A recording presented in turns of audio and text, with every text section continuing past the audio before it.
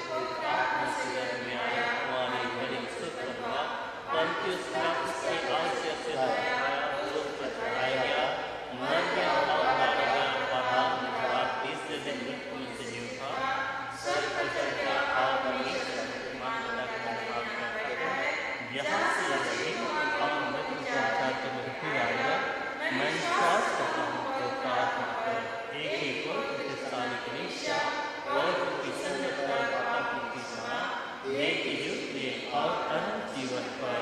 आमीन।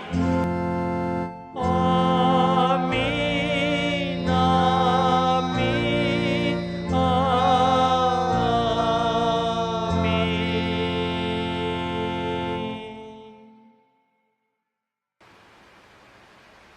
इस समय हम आराधना के लगातार में अगले गीत गाएंगे। प्रस्तुता विश्वास और अनुकरण के गीत में से सचिवानी गीत नंबर 144, सचिवानी गीत नंबर 144, 144, सचिवानी गीत नंबर 144। हम गाएंगे पहला, दूसरा, तीसरा और अंतिम पद को। एक विश्वास शास्त्र मसीह के पीछे चलो, आप मार अपना सब त्याग के संसार उसी का झंडा भालो। सचिवानी गीत नंबर 144 और 144।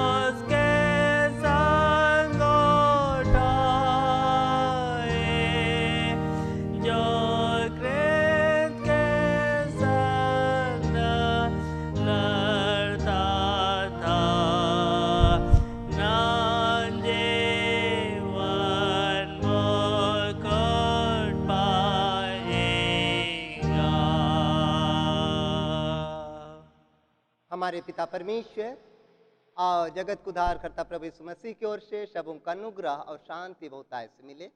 आमीन। हम प्रार्थना करें। सर्वशक्तिमान जीवित महान प्रेमिता परमेश्वर, एक सप्ताह के बाद फिर से आज के रविवारी आराधना की संगति की आशीष तूने अपने प्रियों को दान किया, और आज हम इस रविवारी आराधना की संगति में होकर के मोबाइल सेवा के माध्यम से तेरी स्तुति, महिमा और प्रशंसा करते हैं। ऐसी सामर्थ्य तूने अपने प्रियों को दान किया, और आज हर एक को इस मोबाइल सेवा के माध्यम से रविवारी आराधना की संगति में अपनी अपनी सहभागी देने के लिए तूने अगुवाई दिया। हे प्रभु, इस समय तू आप ही उपस्थित हो, हर एक के मन को तू केंद्रित कर, हर एक के जीवन को तू ग्रहण कर ले, और साथ ही साथ अपने दास के माध्यम से भी तू अपनी महिमा और सामर्थी वचन को प्रकट कर दे। अपने दास की दुर्बलता को दूर कर, और जितने आत्मिक सामर्थ्य की आवश्यकता है, हे प्रभु तू आप ही दिया कर। वरन तू अपने दास के मुख के माध्यम से तू अपनी वचन को प्रकट कर दे, जिसके द्वारा अपने जीवन में सुसमाचार की संगति को प्राप्त कर सकें, और जैसा तू चाहता है कि हम एक दूसरे को भलाई करते हुए एक दूसरे की संगति में नैतिक व्यवहार के क्रम में आगे बढ़ने पाएं, और उस नैतिक जीवन के माध्यम से भी तेरी सेवा, महिमा और सुसमाचार की गवाही को हम पूरा करने पाएं। सारे गुनाहों को क्षमा कर, और हर एक के जीवन को तू स्थिर कर दे, जिसके द्वारा हर एक के जीवन तेरी महिमा और गवाही के लिए ही पाया जाए। गुनाह अपराध जो हुए हैं अब तक उसे क्षमा कर, और दीन प्रार्थना सुन ग्रहण कर ले। आमीन। आज के लिए जो वचन ठहराया हुआ है हम ध्यान करेंगे। पत्री वचन से पहला यूहन्ना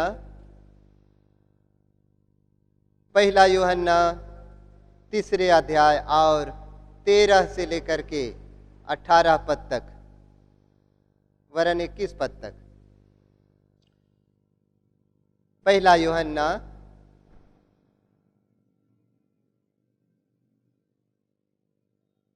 3 अध्याय और पद 13 से लेकर के, जिसमें लिखा है, हे भाइयों, यदि संसार तुमसे बैर करता है तो अचंभा न करना। हम जानते हैं कि हम मृत्यु से पार होकर जीवन में पहुँचे हैं, क्योंकि हम भाइयों से प्रेम रखते हैं। जो प्रेम नहीं रखता वह मृत्यु की दशा में रहता है। जो कोई अपने भाई से बैर रखता है वह हत्यारा है, और तुम जानते हो कि किसी हत्यारे में अनंत जीवन नहीं रहता।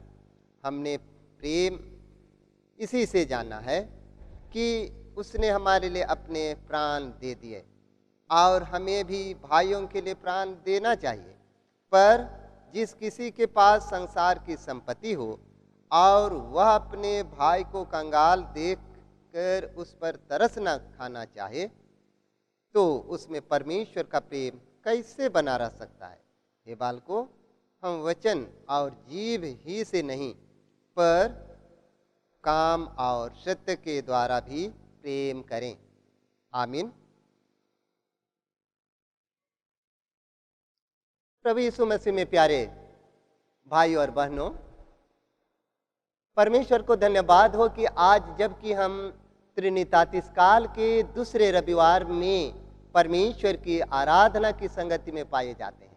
एक सप्ताह के जीवन में हम अपने अपने व्यक्तिगत और सामूहिक जीवन में व्यस्त रहे, लेकिन इतनी व्यस्त के क्रम में भी वह हमें नहीं त्यागा, वरन आज अपने प्रेम के कारण हम सबों को आज की आराधना की संगति का जीवन दे करके उस महिमा की संगति का आशीष देना चाहता है।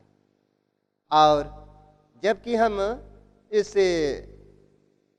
त्रिनितातीस काल के जीवन में हम पाते हैं अपने आप को, तो परमेश्वर के प्रेम और दया को हम अद्भुत रीति से अपने जीवन में प्रकट होते हुए देखते हैं। जैसा कि पहले पाठ वचन में हमने सुना कि प्रभु यीशु जिस समय अपने चेलों के साथ सुसमाचार प्रचार के कार्य को सारे जगत में पहुंचाने का कार्य करता रहा। इसी क्रम में वह अद्भुत रीति से अपने प्रेम को प्रकट किया, और वह प्रेम इस रूप में प्रकट किया कि जैसा वह इस पृथ्वी पर भेजे जाने के उद्देश्य को परमेश्वर के कार्य के रूप में आज के पहले पाठ वचन में प्रकट करते हुए हमने देखा है। क्योंकि प्रभु यीशु मसीह के पीछे अनुयायी होकर चलने से कई के प्रकार की व्यवहारिक कठिनाइयाँ, सामाजिक और राजनैतिक कठिनाइयों के साथ साथ नैतिक कठिनाइयाँ भी सामने आते रहती हैं। ऐसी परिस्थिति में प्रभु यीशु के पीछे चलना बहुत ही कठिन दिखाई देता है। ऐसी परिस्थिति में जब प्रभु यीशु ने एक महसूल लेने वाले अर्थात टैक्स वसूल करने वाले व्यक्ति जो मत्ती कहलाता है, उसके जीवन में अपने प्रेम को प्रकट किया। जब वह अपने प्रेम को अद्भुत रीति से उस महसूल लेने वाला, टैक्स वसूलने वाले के जीवन में वह प्रकट करना चाहा, तो ऐसे परिस्थिति में संसार परमेश्वर के पुत्र के प्रेम के व्यवहारिक पक्ष में सपोर्ट नहीं करते हुए हम देखते हैं। और वे फरीसी और सदुकियों ने प्रभु यीशु के चेलों के बीच में यह आर्गुमेंट करते हुए हम देखते हैं कि कैसा तेरा प्रभु कैसा व्यक्ति है, कैसे मानसिकता वाली व्यक्ति है। यदि वह धार्मिक स्वभाव का होता, परमेश्वर की ओर से भेजा गया होता, तो आज जिस व्यक्ति की संगति रखता है, जिस व्यक्ति के परिवार में वह उठता बैठता है, संगति रखता है, उस व्यक्ति को समझ पाता। क्योंकि वह तो कर वसूलने वाला अर्थात महापापियों में से एक है। इस रूप में वह फरीसी और सदुकी प्रभु यीशु के चेलों के साथ तर्क करते हैं। लेकिन प्रभु अपने प्रेम को और परमेश्वर के अद्भुत प्रेम को, जो यूहन्ना रचित सुसमाचार के 3 अध्याय के 16वें वचन में जब प्रकट किया गया है, उसका प्रमाण एक कार्य कुशलता के रूप में, व्यवहारिक पहलू के रूप में वह प्रमाण कर देता है और कहता है कि वैद्य तो भले चंगों के लिए आवश्यकता नहीं है, वैद्य को भले चंगों के लिए आवश्यकता नहीं है, और मैं इसलिए भेजा गया हूं कि लोग जीवन पाएं और बहुतायत का जीवन पाएं, यूहन्ना रचित सुसमाचार के अनुसार। और इस मत्ती रचित सुसमाचार के अनुसार यह कहता है कि मैं धर्मियों को नहीं परंतु पापियों को बचाने के लिए आया हूं, और उन्हीं के लिए मैं भेजा गया हूं। और परमेश्वर का प्रेम प्रभु यीशु में प्रकट होते हुए हम देखते हैं। तो ख्रीष्ट में प्यारो, लेकिन प्रभु यीशु के इस अद्भुत नैतिक और व्यवहारिक पहलू के पक्ष में संसार अपने आप को महान समझते हुए, अपने आप के जीवन में अद्भुत प्रेम के आशीष को न समझते हुए वह आर्गुमेंट करता है। और जिस वचन को हमने सुना कि आज एक मसीही जीवन की व्यवहारिक पहलू की ओर दिखाता है। और जैसा कि हम याकूब के पत्री में भी देखा है कि कर्म बिना विश्वास तो व्यर्थ है, अर्थात मरा हुआ है। जो व्यक्ति विश्वास के भेद को जानता है और उसका व्यवहारिक पहलू काम के रूप में नहीं दिखता है, वचन के रूप में नहीं दिखता है, तो उसका जीवन आत्मिक रूप से मरा हुआ है। यह वचन हम याकूब 2 अध्याय के 16 वचन में देखते हैं कि यह जो व्यवहारिक पहलू है, व्यवहारिक बातें हैं, वह विश्वास से समांतर और सामंजस्य बनाने की आवश्यकता है। एक और हम विश्वास करते हैं कि परमेश्वर का प्रेम और परमेश्वर का पुत्र मनुष्य के उद्धार के लिए आया, ऐसा हम विश्वास करते हैं। लेकिन जब हमारा विश्वास प्रभु यीशु पर है तो प्रभु यीशु के व्यवहारिक पहलू को भी अपने जीवन में उतारने की आवश्यकता है। जैसा कि उसने कहा कि मैं पापियों को बचाने के लिए बुलाया गया हूँ और मैं इसलिए आया हूँ कि लोग जीवन पाएं, वरन बहुतायत का जीवन पाएं। और इस प्रकार से परमेश्वर के पुत्र का प्रेम अद्भुत रीति से प्रकट हुआ है और आज हम हरेक के जीवन में यह दर्शाना चाहता है कि जो संसार से बैर रखता है, अर्थात जो सांसारिक जीवन में अपने हर एक पल को गुजारता है, उसके जीवन में आत्मिक प्रेम की कमी है। आत्मिक रूप से उनके व्यवहारिक पहलू केवल वचन की ओर अधिक प्रकट किया गया है और व्यवहारिक पहलू में वह कमजोर है, वरन मरा हुआ है, जिसका प्रमाण हम याकूब की पत्री में देखते हैं। और जैसा कि हम देखते हैं कि जो व्यक्ति अपने जीवन में प्रेम की महत्व को नहीं रखता है, वह तो निरा मरा हुआ व्यक्ति की नाई है। साथ ही साथ एक पारिवारिक जीवन की ओर संकेत किया है कि जो अपने भाई के प्रति जो प्रतिदिन प्रतिपल अपने पारिवारिक जीवन की संगति में रहता है, उसके साथ जब वह प्रेमपूर्ण व्यवहार में वह खरे नहीं उतर सकता है, तो वह परमेश्वर के प्रति वह कैसे खरे उतर सकता है। इसलिए यदि वह परमेश्वर के पुत्र को मसीहा के रूप में स्वीकार करता है, जैसे कि पतरस ने कहा कि हमने जान लिया है कि तू परमेश्वर का पुत्र अर्थात पवित्र जन है, इसलिए हम तुझसे प्रेम रखते हैं और तेरे चरणों में ही अनंत जीवन की वारिस है, और हम तेरे चरणों से या तेरे संगति से दूर हटकर हम कहाँ जाएं, कहाँ ढूंढें। तो ख्रिस्त में प्यारो, यदि हम अनंत जीवन को पाना चाहते हैं तो अपने जीवन में प्रेम की महत्व को स्थान देवें। और इसलिए कहा गया है कि जो कोई अपने भाई से बैर रखता है वह तो व्यवस्था के विरोध कार्य करता है, व्यवस्था के विरोध कार्य करता है। और जब व्यवस्था के विरुद्ध वह कार्य करता है तो उसके जीवन में अनंत जीवन शून्य हो जाता है, अर्थात मरा हुआ सा है। इसीलिए कहा गया है कि विश्वास कर्म के बिना तो व्यर्थ है। जैसा हम विश्वास करते हैं उसी प्रकार अपने व्यवहार में वचन से और काम से यदि हम अपने व्यवहारिक पहलू में आगे बढ़ते हैं तो निश्चित रूप से हम परमेश्वर की दृष्टि में धर्मी गिना जा सकते हैं।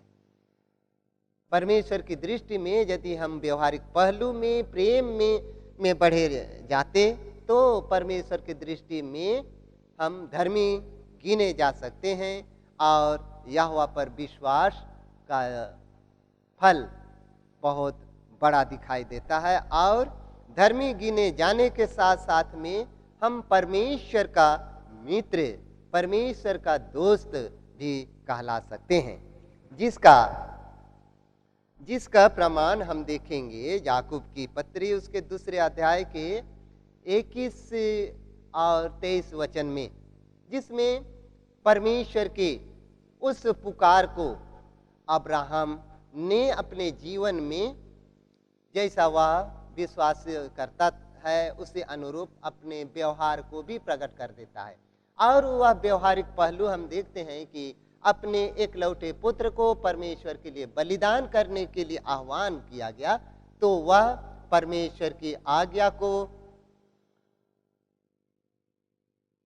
परमेश्वर की आज्ञा में बने रहकर वह अपने कार्य में आगे बढ़ते हुए उस बलिदान की प्रक्रिया को पूरा करता है।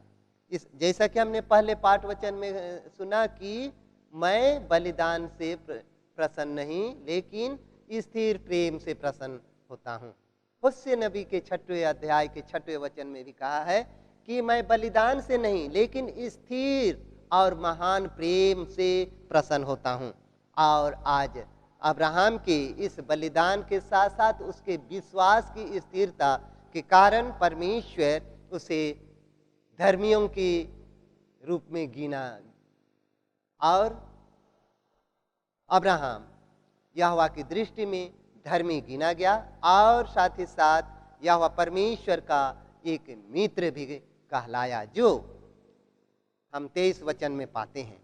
और इस प्रकार से यहोवा परमेश्वर के द्वारा धर्मी गिना जाना, धर्म में गिना जाना, उत्पत्ति की किताब उसके 15 अध्याय के 6वें वचन में भी देखते हैं।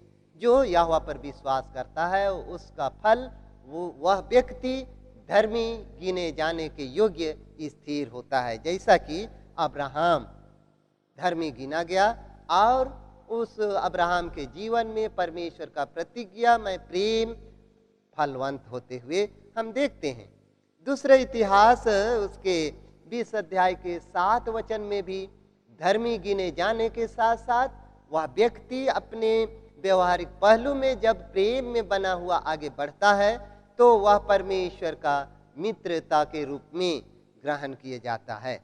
और ख्रीष्ट में प्यारो, इसी प्रकार हम देखते हैं कि जब इसे आज के पाठ वचन में कि जो व्यक्ति अपने जीवन में प्रेम को अधिक महत्व देता है, वह तो आवश्यकता के अनुसार दूसरे लोगों को, आवश्यकताग्रस्त लोगों को कंगाल की सुधि लेता है, भूखों को खिलाने की सोचता है और हमेशा वह अपने जीवन में आगे बढ़ता है। जिस का प्रमाण हम देखते हैं कि मत्ती रचित सुसमाचार उसके 25 अध्याय के 31 वचन के अनुसार, 31 से आगे हम ध्यान करेंगे तो उसमें लिखा है कि जो आवश्यकताग्रस्त लोगों को अर्थात भूखों को खिलाया, रोगियों को सुधि लिया और आवश्यकताग्रस्त लोगों को जैसे प्यासों को पानी पिलाया, उसके प्रति प्रभु कहता है कि जो एक छोटे से छोटे अर्थात नीच स्तर के लोगों के साथ भी अपना स्थिर प्रेम को प्रकट किया तो वह मेरे साथ प्रेम रखा, मेरे साथ अपनी प्रेममय संबंध को स्थिर किया।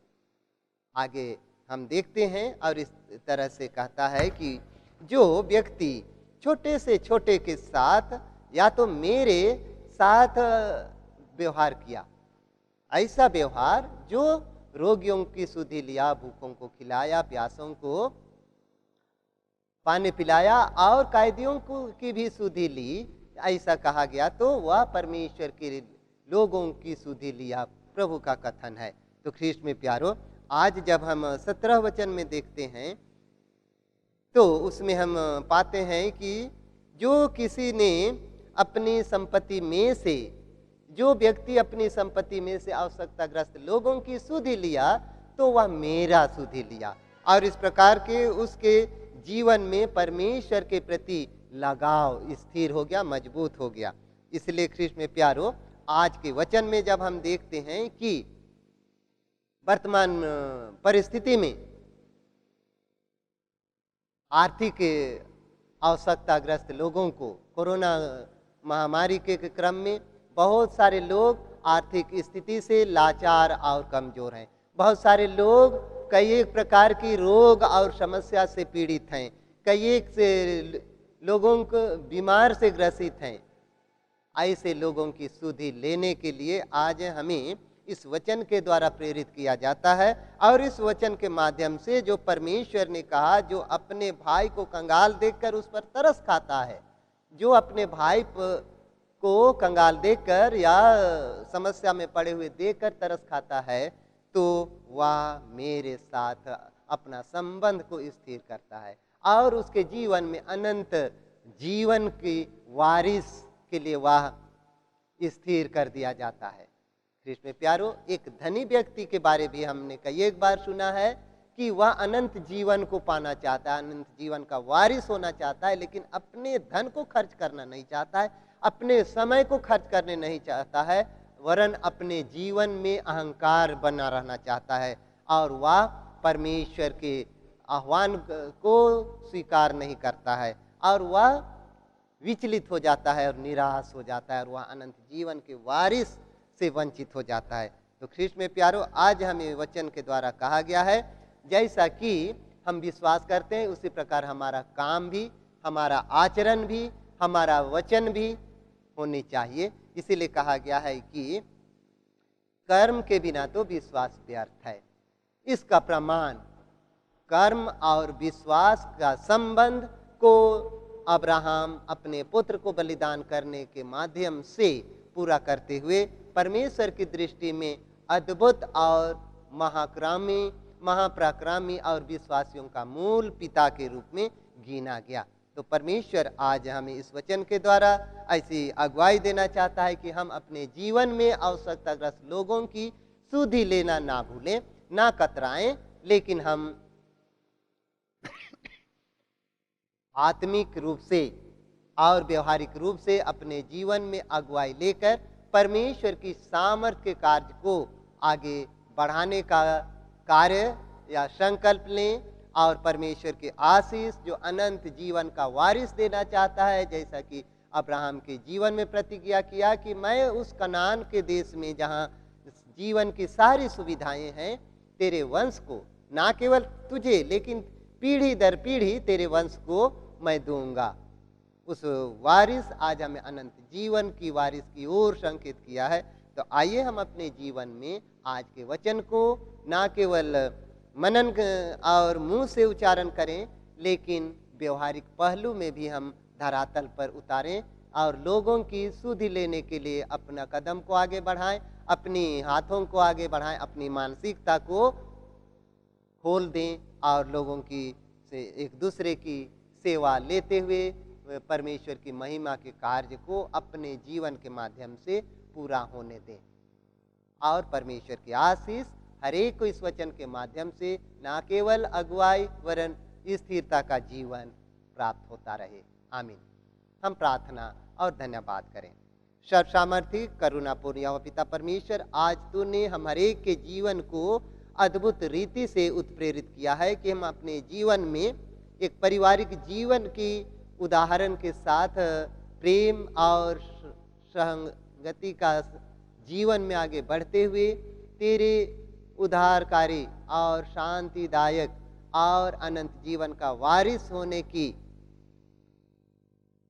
कार्य को पूरा होने के लिए उत्प्रेरित किए गए हैं वचन के माध्यम से। हे प्रभु, हमारे जीवन में ना केवल विश्वास से, ना केवल वचन से, लेकिन कार्य के द्वारा और व्यवहार के द्वारा भी हम अपने जीवन में उसे अमल करने पाएं और जिसके द्वारा हम अपने जीवन में जैसा तू चाहता है कि जो एक व्यक्ति को आवश्यकताग्रस्त लोगों की सुधि लेता है वह मेरा सुधि लेता है, मेरे साथ व्यवहार करता है, इस बात की आशीष को हम भली भांति समझने सकें और अपने जीवन के माध्यम से लोगों की सुधि लेते हुए अपने जीवन में तेरे दृष्टि में धर्मी गिना जा सकें, तेरी दृष्टि में हम एक मित्रवत का व्यवहार होने के लिए हम स्वीकार किए जाने पाएँ।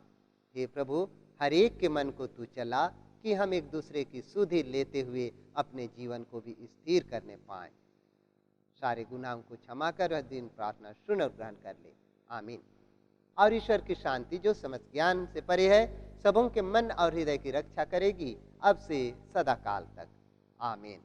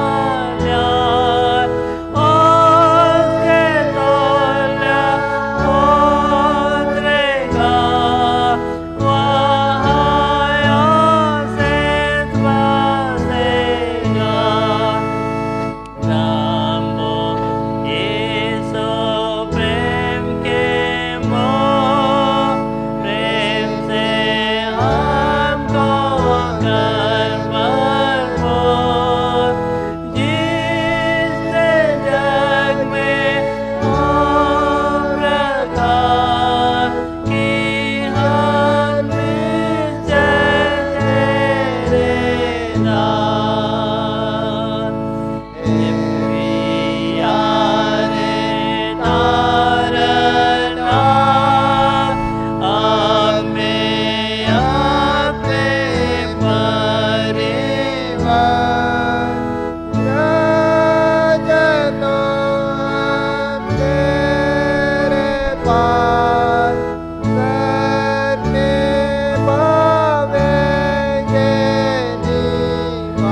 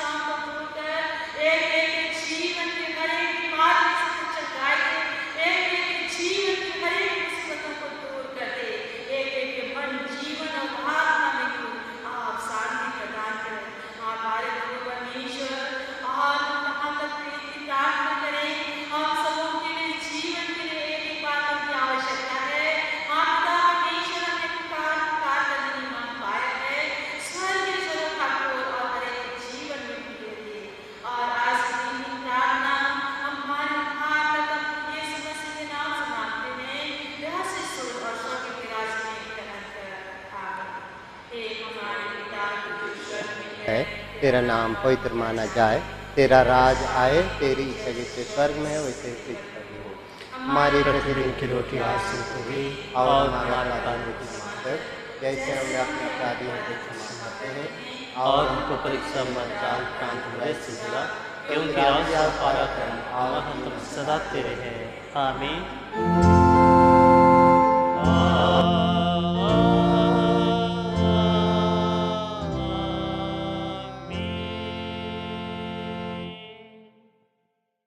अब विश्वास और दीन मन से तेरे परमेश्वर का आशीष ग्रहण कर। परमेश्वर तुझे आशीष